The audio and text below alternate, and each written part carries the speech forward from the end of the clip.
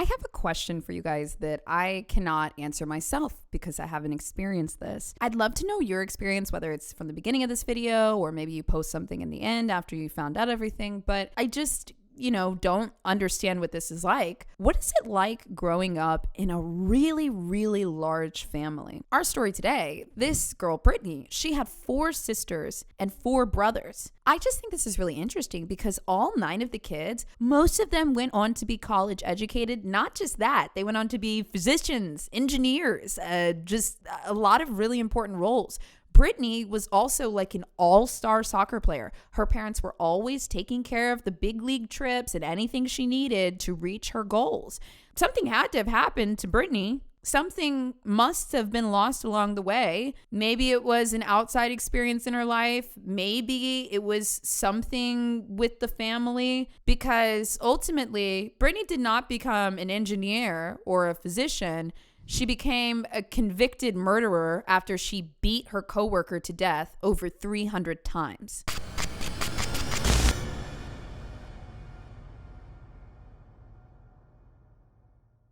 Welcome back to another week, another Sinister. It's me, I'm your host, BOZE. We are back to back with a couple Sinisters this month because we were gone for a while. So we have lots and lots of cases. But first, let's talk to our sponsor, and then we're just gonna roll right into the Brittany Norwood case. Thanks to this sponsor, I now have a sleep routine. I had no idea. I've needed one for years. And listen, guys, a sleep routine is not just washing your face or brushing your teeth at night. That's the minimum, okay? A sleep routine is when you do a couple of nice, comfortable, cozy things that let your body know that it is time to go to bed. And one of my favorite right now is having a cup of Beam. It's like a reverse cup of coffee, okay? It is a sleepy time hot chocolate. Well, they have other flavors, but the hot chocolate one is my personal favorite. You just put some water in the microwave in a mug, and then you mix in your Beam. They even give you the little mixer and whatnot. I make my little cup of sleepy time hot chocolate, and then I can't believe I'm telling you my night routine, but it's new now and I love it. And then I put on a League of Legends video on my big screen, and I just sit there and sip my chocolate and watch this stupid game until I get tired, turn off the TV, and go to sleep. Like, I have actually really been loving it, and I don't know what your sleep routine is going to be, but you got to mix Beam into it, okay? The other thing I love is I have trouble sleeping a lot of times, and anytime I take like a sleep aid or something, I feel groggy the next day. Nope. Not with Beam. Not with Beam. Look, actually helps me fall asleep and then also doesn't make me feel like crap in the morning. I'm all in, baby. So if you want to try Beam's Dream Powder, you can and get a little discount with my code. You can get up to, depending on how you bundle it, 40% off with the code SINISTER. All you got to do is go to shopbeam.com/sinister. That's shopbeam.com/sinister. BEAM. Or you can just use the code SINISTER at checkout. And hey, if you do, tell me your sleep routine. I like it. A little sleepy time hot chocolate. You can't go wrong with that. Brittany Norwood was born May 19th in 1982. She lived in a small town called Kent, Washington, and her parents were Earl and Larkita Norwood. Her parents ran an upholstery business. Apparently, the business must have been doing pretty well overall because they did have their bad years, but for the most part, Earl and Larkita were taking care of 9 children. Now, I have a lot of thoughts on that because I'd be maxed out after 2, but God bless them. God bless them for having the kids and also being able to take care of them. Their parents were really, really dedicated to the children because Earl would primarily run the business with Larkita doing a few things here and there, but her main job was staying at home and raising the kids. And Larkita raised some very, very ambitious children. There's not that much about Brittany's early years, but by the time she went to high school, she went to Decatur High School, and she was an all-star soccer girly. Brittany was not just, oh, she's on the soccer team or, oh, I have soccer practice. No. She was good, she was dedicated, and she was highly competitive, not to mention skilled. She was so good that she got recognized by the Seattle Times in 1998 as like a superstar defender. They were like, she is the moment. They later interviewed one of Brittany's coaches. It was a guy named Brian Van Blomstein.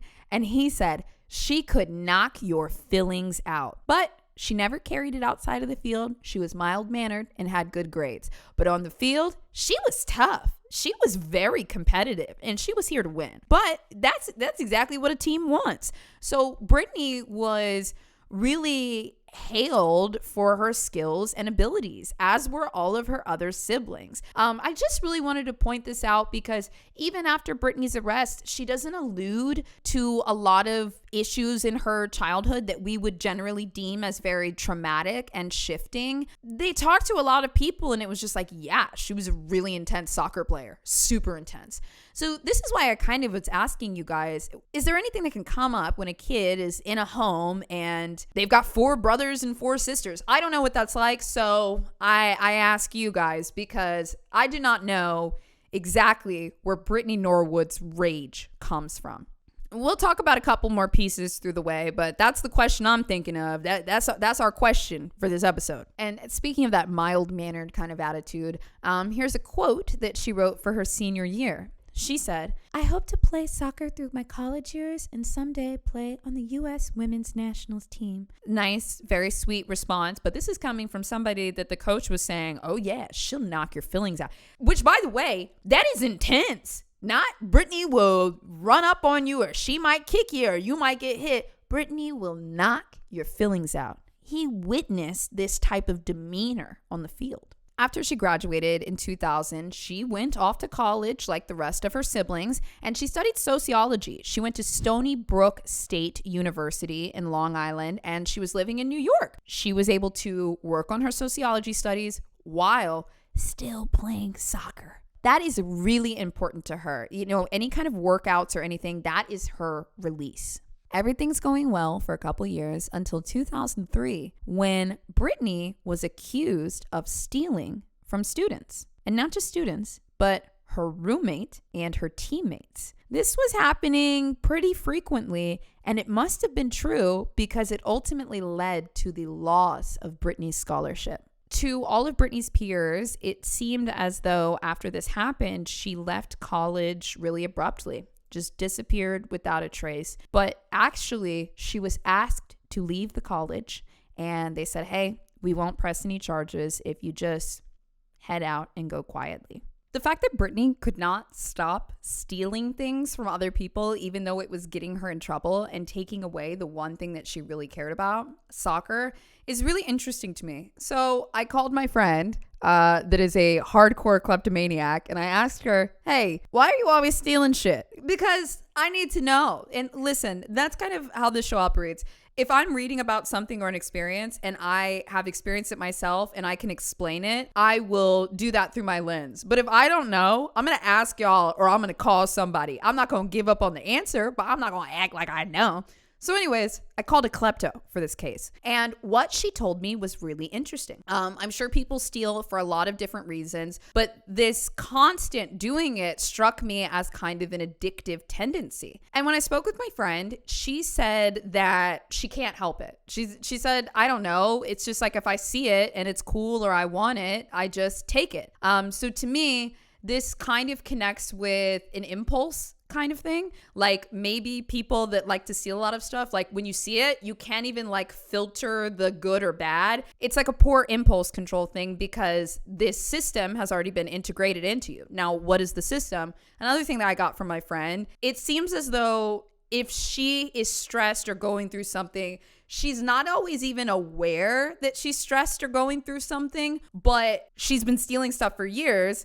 So if she takes something, now the high is kind of in the object that she's just taken, thinking about what she's going to do with it, thinking about if she's going to get caught or not, thinking about, oh, I have this thing now, or just fully focused on this now, and it has shifted her point of view. Now, if you're wondering, BOZE, why are you friends with a kleptomaniac? I talked about this in detail on my podcast, I Got Nothing, because I've known this girl for years.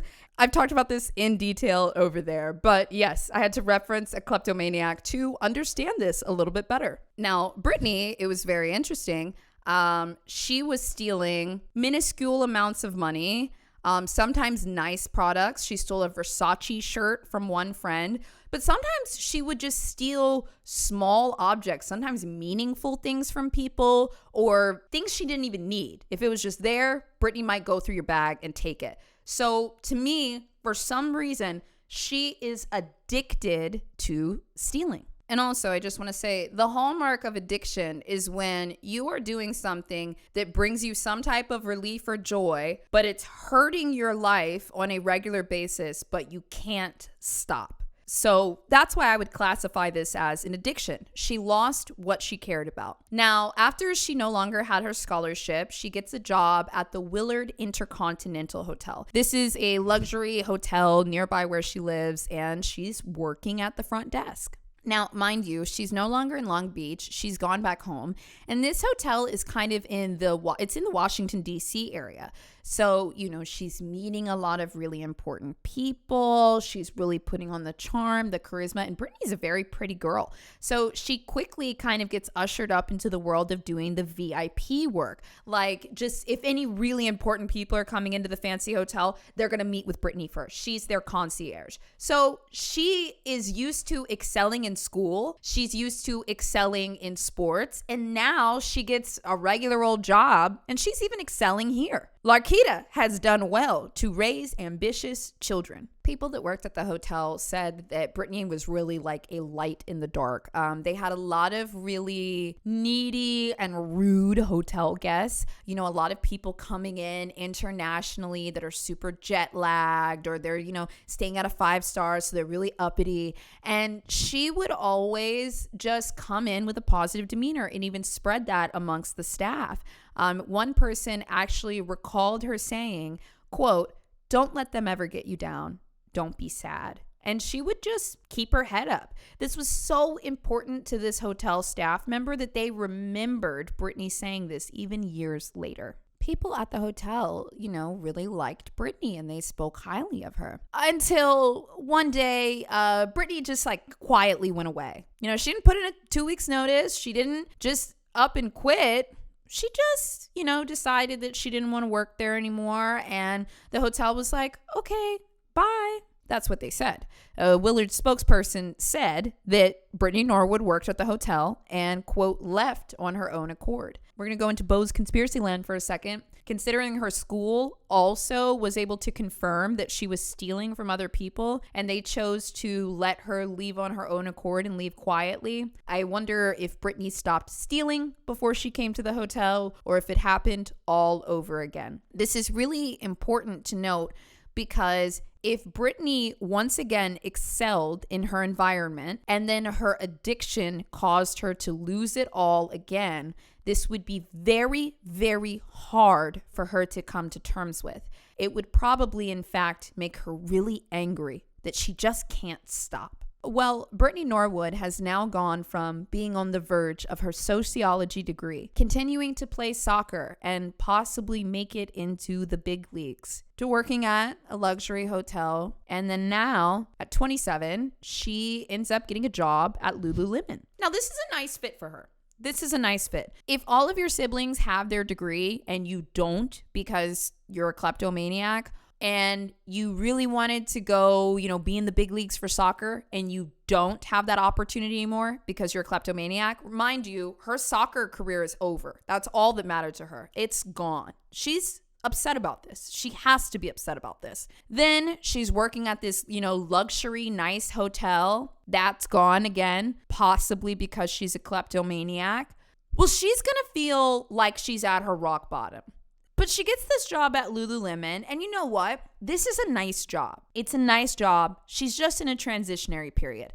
Now, she's no longer in DC. Now she's in Bethesda, Maryland. And this Lululemon in particular, it was in a place called Bethesda Row. It's kind of like a shopping center, and it's an upscale shopping center. They got a Sweet Greens. They have an Equinox. They have an Avita. They have the Apple Store. They have the Dry Bar, Warby Parker. These are really nice kind of upscale brands that you're going to see at a nice shopping center. So to me, if you're an athletic girl, this is the dream job while you're figuring it out. Brittany gets to go in the morning, grab her coffee, go to Lululemon, go take a little break at Sweet Green. They have salads, little mix and match salads. Talk to her, yoga friends. I don't work out, okay? Talk to her yoga friends, go back to work, and now she just needs to figure out a new path in life, right? I personally think at this point that the anger is really brewing in Brittany Norwood, but she puts on such a facade that she's a nice, sweet girl, hence why she's always getting promotions. She's supposed to, interact with the VIP clients at the luxury hotel, and everyone remembers her being so sweet and kind. But internally, I think that she's very angry with herself because she just can't stop. She keeps losing opportunities that she thinks she deserves, but it's because of her. And if she cannot accept that, it is going to just send constant rage in her body when that thing that she doesn't like about herself that she can't accept flares up. Also, can I just say that not accepting you're a kleptomaniac and you steal stuff when you have lost so many opportunities because of that and betrayed people is crazy, but that is addiction. Today's video is sponsored by Squarespace. I had a friend that I was catching up with a couple days ago, and he is transitioning to starting a fitness business, and he was really excited to sit down and build his website. And I remember he's telling me on the phone like, oh, in college I did some Java, I did some HTML. I don't know if that's what they're using these days, but I think I can do it. And I was like, dude,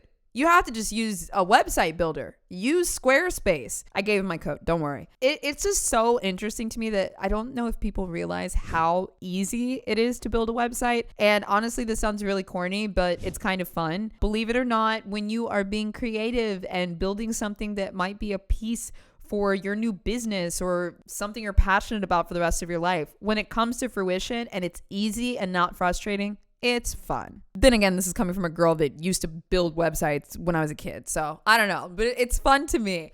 With Squarespace, you can see hundreds of beautifully crafted templates where you can just mix and match your photos, your business photos, your title, and just change everything from the colors to the assets.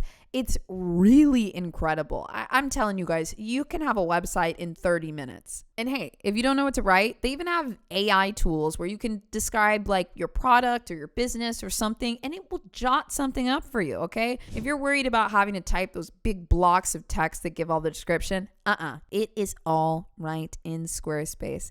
And don't forget, they have flexible pricing options and you can purchase your domain all through them. So listen, whether you're starting a business, whether you want to sell courses, whether you want to show off your art or whatever it is, you probably want to have a website, right? And you can do it all in Squarespace. So if you guys want to use my code and get 10% off of your first purchase of a website, you can just go to squarespace.com/sinister. That's squarespace.com/sinister, or use Sinister at the checkout. Now, when Brittany starts working at this Lululemon in Bethesda, she meets this lady named Jayna Murray. Jayna was about 2 years older than her, and she was born in Kansas, but later moved to Houston, Texas. She was a Texas girl, and she was the daughter of a Houston oil operations manager. So not only were they doing pretty okay, now don't get me wrong, Jayna, you're about to hear, she has worked very hard to get where she is in life, but her family was doing pretty well. So because of that,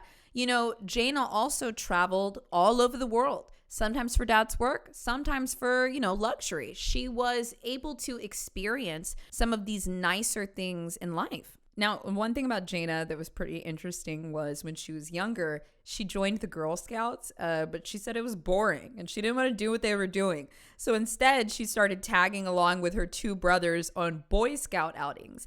And one thing that she would talk about was during her time hanging around the Boy Scouts, they really emphasized a strong sense of right and wrong. I'm sure they were doing this in the Girl Scouts too, but this is what she was remembering from the Boy Scouts. They would draw a lot of ethical lines about having integrity. That was a really big chunk of it, and that is some of what she took away. And she would later recall that, hey, I learned this in the Boy Scouts. Jayna loved animals. She loved dancing. She loved travel. She always wanted to take her pets with her. And, she was very well educated, very well traveled. And I want to point out, these are all really amazing things. And like I said, Jayna also worked really, really hard on her education, building her life, and living a life of integrity. But I want to point out how Jayna's life is much different than Brittany's, who, even though her parents were able to afford a lot of opportunities for them. It seems like Brittany's life involved a little bit more struggle, but her parents were determined to make it through. Jayna's been traveling all of her life, but she also went to college in Madrid, Spain. A little bit of time here in the US, but yeah, she studied internationally too. She graduated with her Bachelor of Science degree, and in 2011, Jayna was close to completing her degree at Johns Hopkins University. She was getting a master's in communication. That is a pretty prestigious school. Look, Jayna is solid. She's got it all. She's got it. Now, while Jayna was in college, she kind of heard of Lululemon and started to learn more about their marketing strategies. Lululemon had a very unique business model when they first launched. I mean, they still do, but it was new to a lot of people, and Jayna took an interest in this. She wanted to write a paper on Lululemon, and in order to enhance her paper, she decided to take a job at Lululemon to know more about the business and the community around what she was studying. It does not take long for Jayna to be promoted from educator to sales team leader, essentially kind of being like a manager. Now, she had already written her paper on Lululemon, but, she had been working there for a while. She really liked a lot of the girls. Things were going well. And then also because of her new position, she would sometimes go to Lululemon seminars, and she got a great discount on the athletic wear. Like, guys, the pants are $90, okay? The pants are $90. She decides to keep working there as she completes her master's degree. Now, at this time, Brittany is 28 years old and Jayna is 30. A lot of the girls that work there, they seem to have pretty neutral relationships with everyone, like either positive to neutral. Like there was just no, big issues at the store. And everyone kind of trusted each other except for the store. Lululemon had a policy that at the end of the night, the two closers would check each other's bags to make sure there's nothing in there. Now, if you've ever worked a job like this, retail or something, this is pretty common. It's like a mandate that comes from the company itself, and then you're expected to abide by it. If you haven't worked one of these jobs before, straight up, the way it works is you're supposed to have your bags checked at the end of every night, but sometimes some managers are chill, or sometimes the coworker is your friend and you guys are like, let's just get out of here. So even though the company policy was that the two closers were supposed to check each other's bags, it probably didn't happen every time. But like I said, it kind of has to do with the manager and who the closer is. And remember, Jayna is a new manager that's here to do her job right, and she has a strong sense of right and wrong. So on Friday, March 11th, Jayna was just getting ready to close down the store. As usual, it's her and Brittany. And the end of the night comes, and she checks Brittany's bag. And there's a pair of leggings in there that still have the tag on them. Like they're clearly brand new. And Jayna is like, okay, all right, let me do my job. And she calls the store manager immediately. And she tells the store manager that she found unpaid leggings in Brittany's bag. The store manager says, okay, got it. I'll deal with it in the morning. Around the same time that Jayna is on the phone with her boss, Brittany is calling somebody else that works there and says that she left her wallet at the store and she needs to go back and get it. So she needs Jayna's number. I'm not sure if Brittany knew at this point that Jayna was already on the phone with the manager or if she didn't know at this point, but I think what may have happened was when Jayna found the leggings in the bag and knew that they were stolen, you're dismissed. You can go ahead and head home for the night. We'll figure this out in the morning. Because why would you want to close the store with somebody who might be getting fired or just stole something? Jayna probably told her to go ahead and go, and Brittany left and got pissed and called somebody to get Jayna's number and then went back there. That's just what I think may have transpired post their conversation. But regardless, what we do know what happened was Brittany got her number and then she went back to Lululemon. Right next to the Lululemon store was an Apple store. And around 10, 11 o'clock at night, two Apple employees were actually seen on camera listening to something strange. You can see them walking up to the wall and you can see one guy just kind of staring at it. And you see him kind of summon somebody else over, and they're both just kind of staring at something. These two would later go on to say that they heard screams and yelling coming from the other side of the door. Somebody yelling, "Oh God, please help me." The Apple employees had no idea what this is. They're in a nice shopping mall. Like, it's late at night, everything's closed. Like, what could this possibly be? But the screams continue. And they also hear somebody else talking that is kind of a little more calm. And they can actually hear this person saying, "Talk to me. Don't do this. Talk to me. What's going on?" They also heard bumps, knocks. It sounded like a scuffle, but they didn't know what to do. And by a little bit after 11 o'clock, it seemed like the screams had stopped. As the sounds started to subside, the Apple employees concluded amongst themselves that they must have just heard things. They must have exaggerated how bad it was. In fact, the manager would later testify that he thought it was just drama and maybe they had figured it out. The next morning, on March 12th, a woman named Rachel, who was the manager of the Lululemon store, arrived at 8 a.m. to open up. When she got there, she noticed that the store was disheveled. It seemed like things had been thrown all over, and she was a little concerned, so she popped back out of the store and then asked a man who was waiting for the Apple store to open that morning if he would just escort her inside to make sure everything was okay. He agrees. They go back in. He goes through the back. She goes in through the front. And one of the first things that he sees is Jayna lying in a pool of blood. And then next, they find Brittany, who seems like she had been attacked as well, but she was tied up and in a strange position. Brittany was dramatically posed when they found her. Her arms were above her head, and she was laying on the ground, and she looked kind of like, oh no.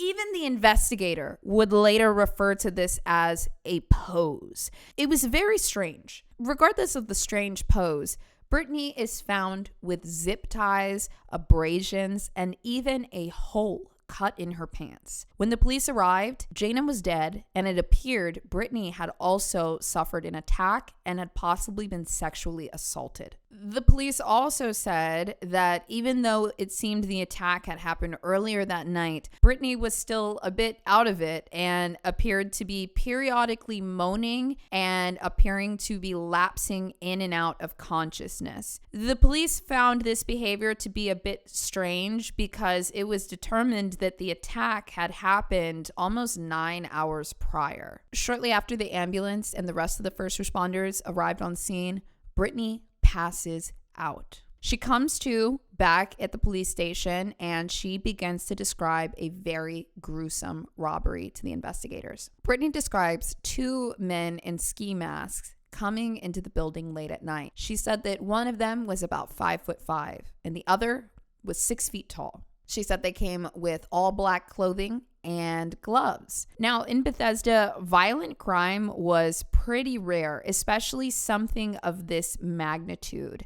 So they listened to her story very intently, but things aren't really adding up. Now, back at the shopping center, what has happened spread very quickly. And not only that, but Jayna was incredibly loved by other people at the store, her family members, customers, friends, family, you name it. They had taped off the Lululemon store with police tape and put brown paper to cover up all of the windows. But on top of the brown paper were just piles and piles and piles of flowers for Jayna. There were pictures of Jayna all along the store, and even one of the businesses nearby was just hanging these white ribbons in memory of Jayna. This was a very mournful period, but also a scary period because, like I said, there is not a lot of violent crime in Bethesda, at least not to this degree, towards two women that are just trying to close up the shop for the night. Like, this is crazy, and the police have to figure it out. So they go on a hunt for the two assailants. Well, very quickly, they found CCTV footage of two guys dressed in all black walking nearby the shopping center. But They found those two men and they quickly figured out that they were just two guys that worked at a restaurant that were getting off their shift. That's why they were wearing all black. It was just the restaurant clothes. So no leads there. So a woman named Detective Deanna Mackey from the Montgomery County Police Department, she knew Brittany was the only surviving victim, so she went to talk to her about her experience so that maybe she could put together some type of profile for this. This next part is a little graphic, but I have to tell you what Brittany said. Brittany told her that she had been raped and sexually assaulted with a clothing hanger. He hit me a couple of times. With what? Just his hands, Okay. kind of on the side of my head, and was just yanking my hair. And he zip tied my feet together and my arms together, and then he got me across the stomach and across the chest, and I just wanted to stop. Now, this detective is a professional. This is a very distinct type of sexual crime, and it will give her information into the profile of the motive of why the person did it, which helps her build a profile of who it is. She next said in another interview, when asked, why do you think that they left you alive?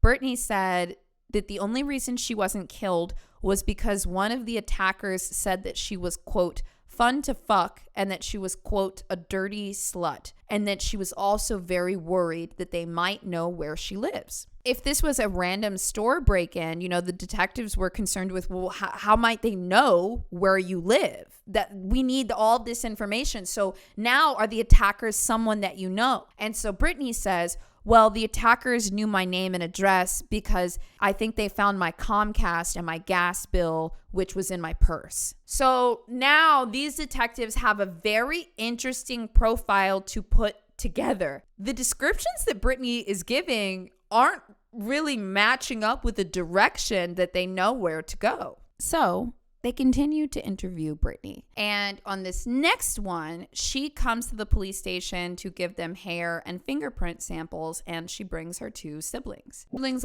left, went to go get something to eat, something like that. And then they were asking Brittany more questions. And one of the questions in particular was they asked if Brittany knew what kind of car Jayna drives. And she said no. Now, this is important. The siblings were not there during this questioning, okay? And I'm going to tell you why this is important.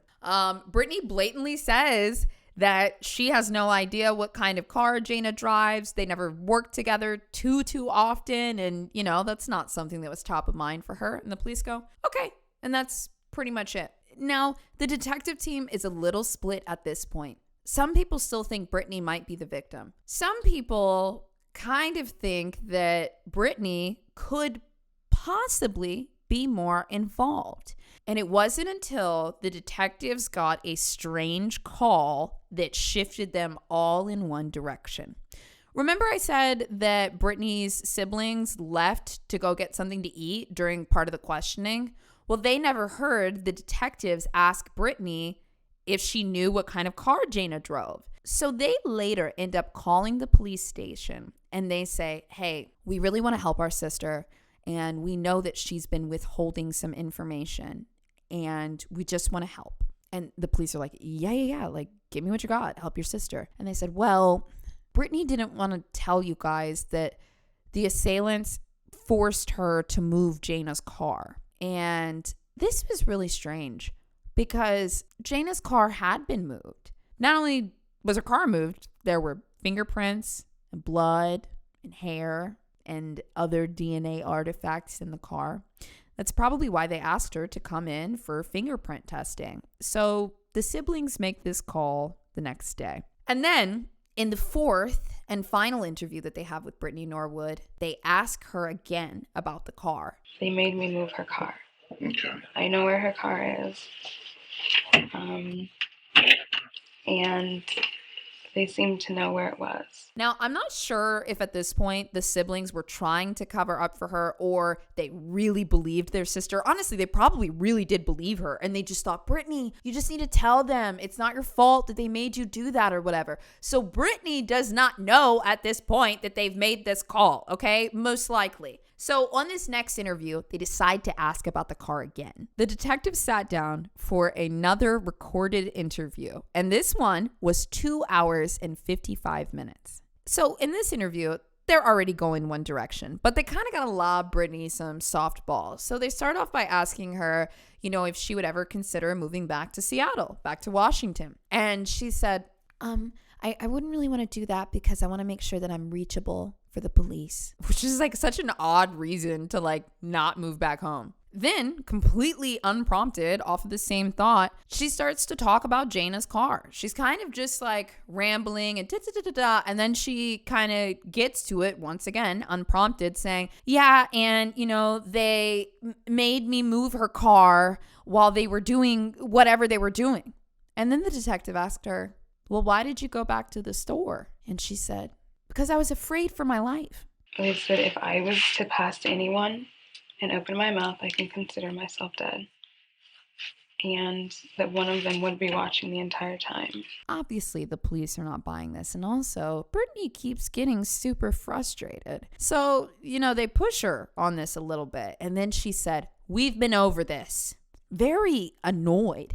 And the detective responded saying, yeah, but every time we go over it, something else comes out or changes a little bit. So I'm just trying to be as straight as possible. And then one of the detectives really knocks on the thing I was telling you before. They have to take all of these characteristics and build a profile.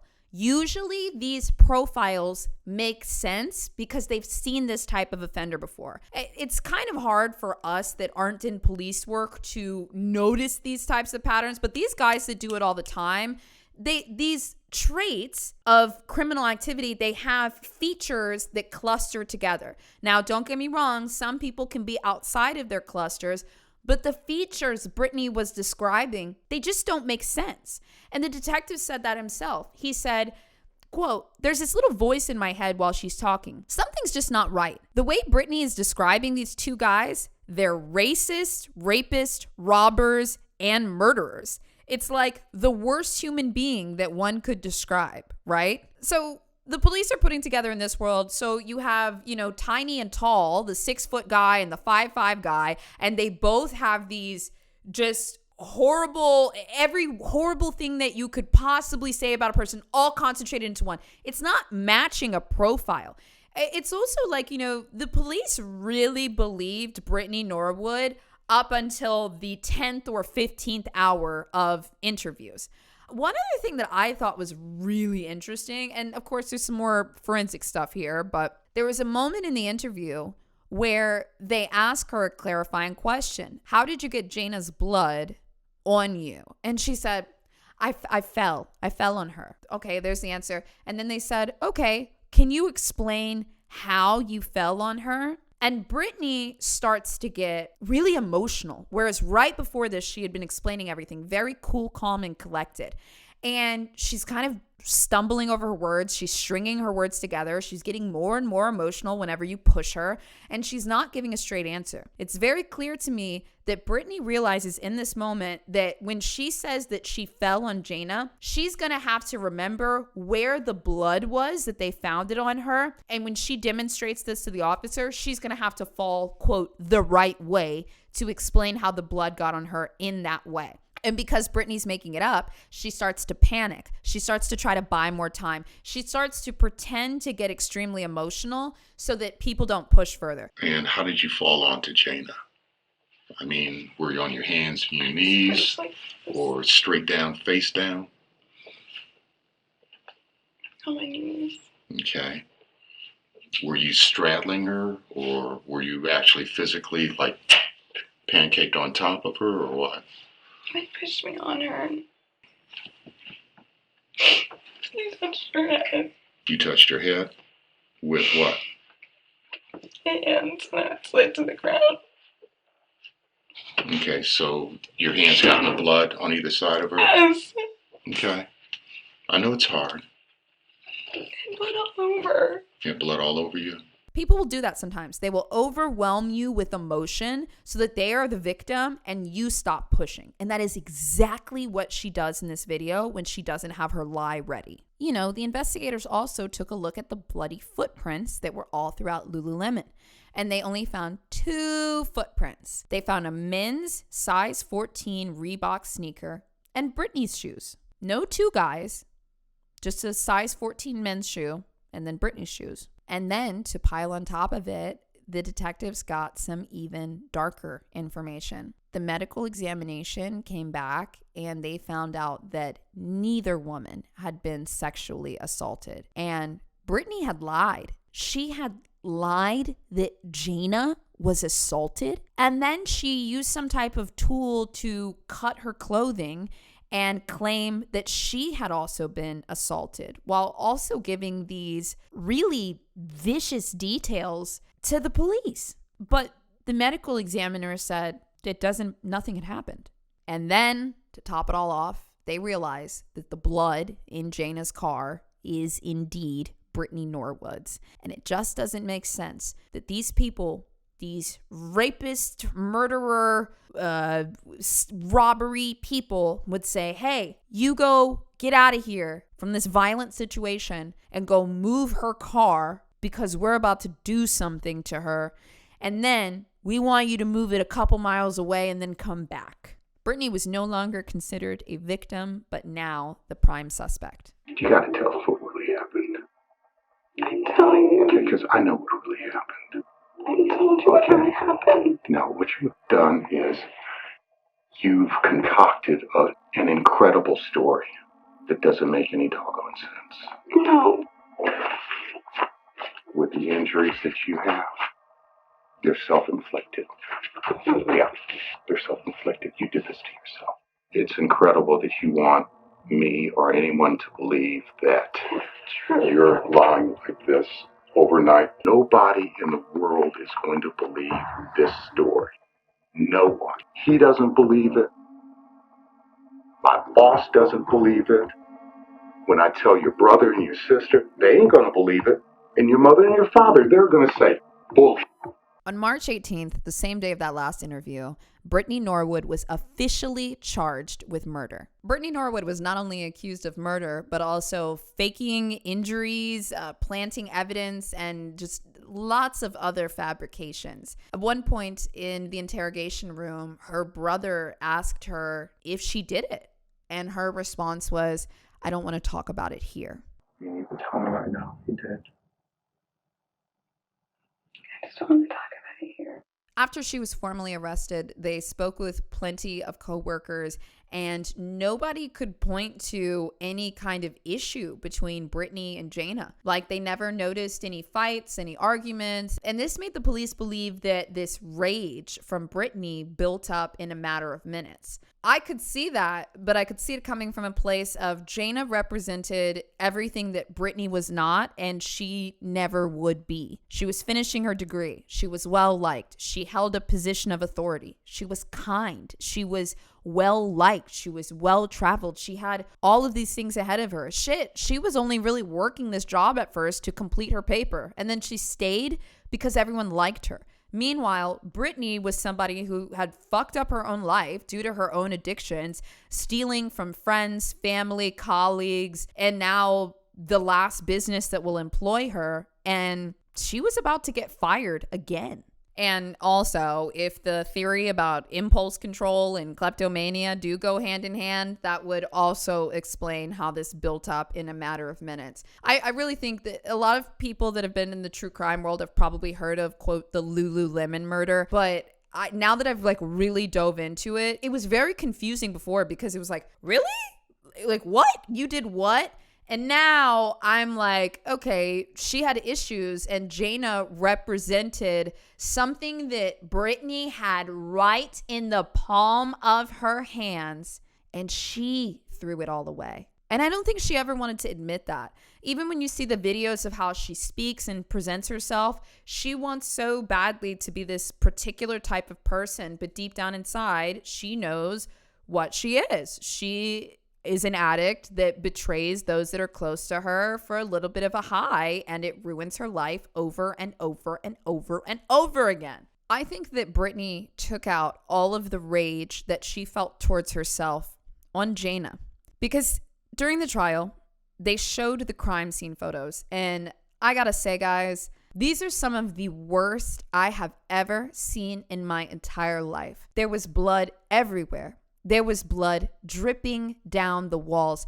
She would have had to hit this woman so hard that pools of blood at a velocity came out of Jayna's body and hit the wall and dripped down. This was savage. Jayna was stabbed and beaten over 331 times. This attack was so violent that she severed her spinal cord and crushed and punctured her brain. Prosecutors said that she bludgeoned Jayna for as long as 20 minutes. That's how long this attack went on. It's also how long the Apple employees sat on the other side of the wall wondering if they were making things up or not. One investigator said that Brittany Norwood was a pathological liar. He said that her cunning ability to lie is almost unparalleled because Brittany Norwood will also smile straight at your face in the sweetest voice, tell you anything that you want to hear. And her defense really tried to tack onto this by filing an insanity plea. Well, in Maryland, it's called a plea of not criminally responsible. It's basically Maryland's version of the insanity defense. And they tried to give her a mental health evaluation,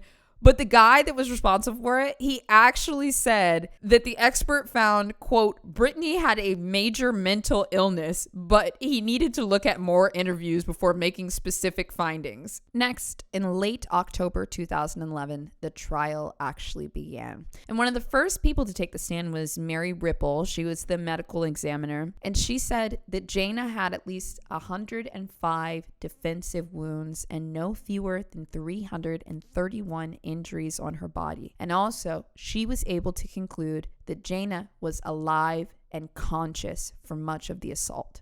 During this 20 minutes of absolute horror, Brittany ran around the store, grabbing any fatal object that she could and plunged it into Jenna's body. Some of the things that she used were a wrench, a merchandising peg, a hammer, an X-Acto knife, and a box cutter. She literally ran around torturing her with different tools that she grabbed around the store. I don't want to harp on this too much, but I am really sad that this attack went on for more than 20 minutes. Jayna was still alive. The Apple employees heard it distinctly, word for word, and they did not even call 911, because if they had called 911, they would have showed up while Brittany was walking around, setting stuff up, tying herself up with zip ties. Now, everybody said that Brittany was such a sweet, nice girl. Oh, she's the VIP lady at the luxury thing. She's the best soccer player. But no, in the trial, they were pulling out all of her stuff. Brittany had several speeding tickets. She was in the middle of a lot of financial issues. She was in debt. She had $20,000 of student loans, but particularly she had a civil judgment for the student loans because she had completely stopped paying them. Then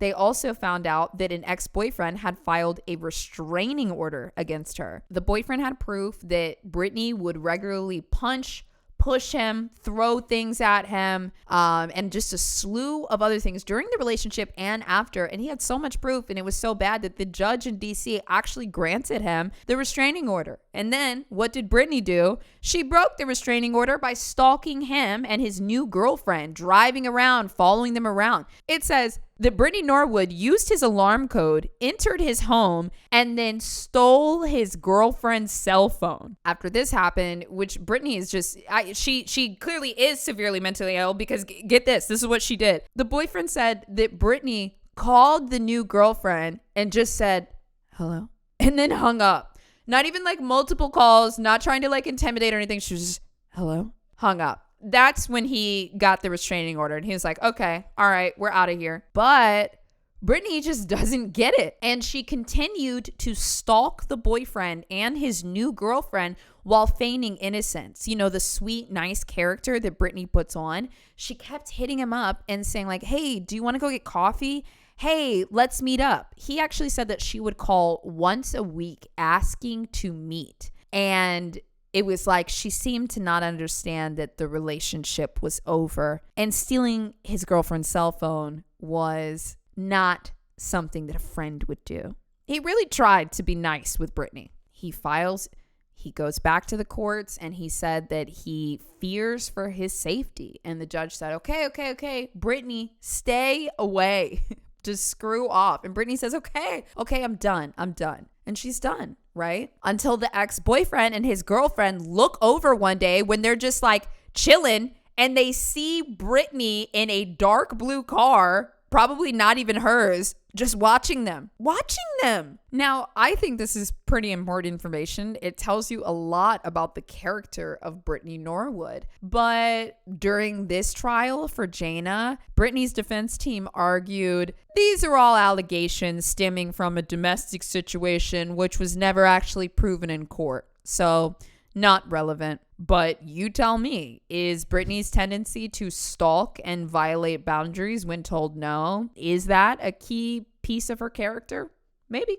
The trial only lasted 8 days. And if you think I haven't told you enough to prove it was Brittany, well, it also came out that she, on her hands and knees, put her hands into the pair of the men's Reebok shoes, which she had found in the store, and made the footprints all throughout. She also stole 3 bags of money from the safe after she killed Jayna. It's not clear to me what she did with the money or how exactly she got back after she moved Jayna's car. But what we do know for certain is after she made the footprints, she stole the money and moved the car. She went back to Lululemon, let herself back in, locked up the store, tied herself up, and laid there until the morning while Jayna lay dying, and she waited for somebody to discover her as the victim.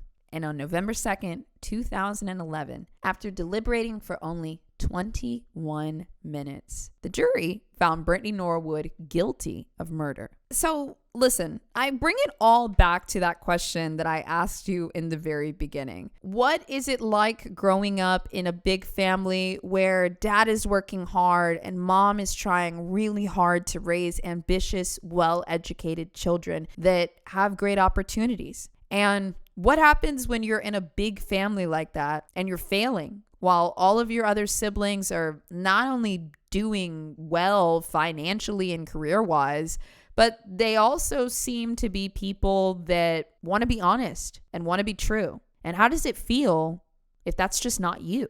If you just can't do that? If you're the bad egg out of the family? Brittany Norwood, who was arrested at 28 years old, is now 42, and she's incarcerated at the Maryland Correction Institution, where she will remain for the rest of her life.